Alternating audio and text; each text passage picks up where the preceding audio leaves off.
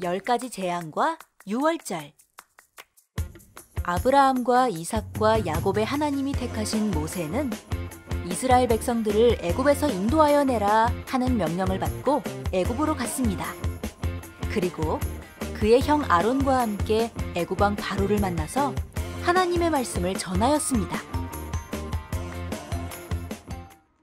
바로 왕이여, 이스라엘 하나님 여호와께서 이스라엘 백성을 보내라 하셨으니 보내주시오. 여호와가 누구길래 내가 그 말을 듣고 이스라엘을 보내겠느냐? 나는 여호와를 알지 못하니 그들도 보내지 아니하리라. 그리고 바로 왕은 이스라엘 백성이 게을러서 여호와를 섬긴다 하니 이들을 더욱 괴롭게 하라 명하였어요. 바로 왕은 그들이 벽돌을 굽되 벽돌을 만드는 재료를 주지 않고 스스로 재료를 구하여 굽게 하되 재료를 주기 전과 같은 수의 벽돌을 만들라고 하였어요. 이로 인해 백성들은 모세를 원망하였어요. 모세는 하나님께 여쭈었어요. 하나님, 어찌하여 나를 보내사 바로에게 주의 말씀을 전하므로 더욱 괴롭히게 하시며 그들을 구원해 주지 않으시는지요? 하나님은 말씀하셨어요. 모세야, 내가 아브라함과 이삭과 야곱에게 전능한 하나님으로 나타났으나 나의 이름이 여호와임을 알리지 않았고 그들이 살던 가나안 땅을 주기로 그들과 언약하였고 이제 애굽에 종된 이스라엘 자손의 고통 소리를 듣고 나의 언약을 기억하노라. 너희를 구원하여 내가 주기로 맹세한 땅으로 너희를 인도하여 너희로 내 백성을 삼고 나는 너희 하나님이 되리니 너희를 구한 자가 나 여호와인 줄 알리라.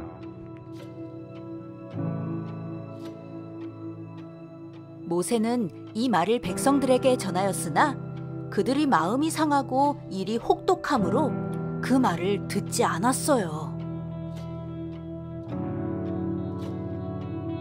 모세와 아론은 하나님의 명령을 받고 다시 바로에게 갔어요. 바로는 모세에게 이적을 보이라고 하였어요. 모세는 이미 하나님께서 알려주신 대로 아론이 바로와 그 신하 앞에 지팡이를 던졌더니 뱀이 되었어요. 바로도 애굽의 박사와 박수들을 불렀어요. 그들도 그 술법으로 지팡이를 던지자 뱀이 되었어요. 그런데 아론의 지팡이가 그들의 지팡이를 삼켜버렸어요. 그래도 바로는 모세와 아론의 말을 듣지 않았어요. 하나님은 애굽에 큰 재앙을 내리기로 하셨어요.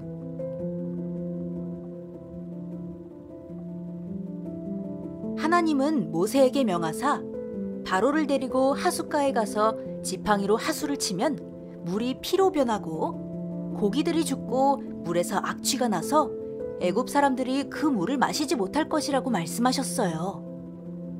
모세는 바로와 그 신하 앞에서 지팡이를 들어 하수를 치니 물이 피로 변하였어요. 애굽의 온 땅에 마실 물이 없었어요. 그러나 바로의 마음이 돌처럼 단단하여 백성을 보내지 않았어요. 하나님은 둘째 재앙을 내렸어요. 개구리가 온 땅 위에 올라왔어요. 궁 안에도 침실에도 그리고 밥그릇에도 들어갔어요. 바로가 모세와 아론을 불러 개구리를 떠나게 하면 보내주겠다고 했어요. 모세는 하나님께 기도했고 개구리들은 집에서, 마당에서, 밭에서 나와 죽었어요. 그로 인해 악취가 심했어요. 그러나 그 악취가 사라져 바로는 숨이 쉴만하자 모세의 말을 듣지 않았어요. 세 번째 재앙이 내려졌어요. 이번엔 모세가 지팡이를 들어 땅에 티끌을 치니 이가 되었어요. 그것이 사람의 몸과 가축들 몸에 달라붙었어요. 넷째 재앙은 애굽에 파리떼를 보내셨어요. 하지만 고센 땅에 살고 있는 하나님의 백성의 집에는 파리떼가 없었어요. 하나님은 하나님의 백성과 바로의 백성을 구별하셨어요. 바로는 파리떼가 떠나면 보내준다 하였으나 그 재앙이 멈추자 다시 마음을 딱딱하게 하였어요. 다섯째 재앙은 애굽의 가축들 말, 나귀, 약대, 우양에게 심한 악질이 나게 하셨어요. 그러나 이스라엘 생축은 구별하셨어요. 그래도 여전히 바로는 이스라엘을 보내주지 않았어요. 하나님은 여섯째로 모세에게 풀무의 재로 하늘에 날려 사람들의 몸과 짐승에게 붙어서 독한 종기가 나게 하셨어요. 그러나 바로는 그들의 말을 듣지 않았어요. 일곱째 재앙은 하늘에서 우박과 불덩이가 떨어져 애굽의 사람과 짐승과 밭의 채소와 들의 나무에 내려서 상하게 하였어요. 그러나 이스라엘 자손이 거한 고센 땅에는 우박이 없었어요. 바로는 마음이 강팍하여 그들을 보내지 않았어요. 여덟째 재앙은 메뚜기 떼를 애굽에 보내 온 땅을 덮고 우박에 상하지 않은 밭의 모든 채소와 나무 열매를 다 먹었어요.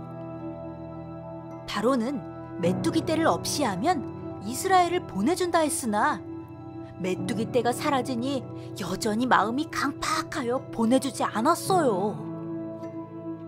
아홉째 재앙은 3일 동안 깜깜한 흑암이 애굽 전체를 덮어버려 사람과 사람이 볼 수 없고 아무도 자기 집에서 일어나지 않았어요.